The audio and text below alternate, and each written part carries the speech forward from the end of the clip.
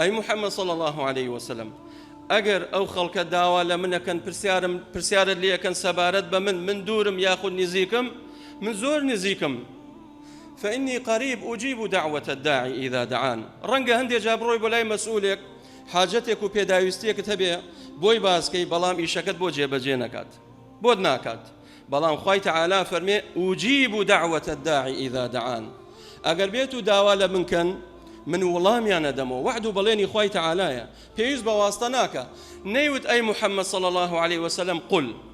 بلام لتشندين شين يسألونك عن الأنفال فقل يسألونك عن المحيض فقل يسألونك ماذا ينفقون فقل هم يقول بقول هاتوا بلام لدعاء بارانوا خوي تعالى ني فرمو أي محمد صلى الله عليه وسلم فقل بلكو فرموي وإذا سألك عبادي عني فإني قريب نيود فقل فإني قريب بوي بيوز بواسطناك بيوز بوناك بشي بولاي أمو أو بوي الراستو خو داواك لخواي پروردگار خواي پروردگار رب العالمين بس ربي إيمان دار نية بس ولامي إيمان دار ومسلمان بداتو بلكو ولامي كافر شداتو وقد داوابك لخواي تعالى وبخالصي ومخلصي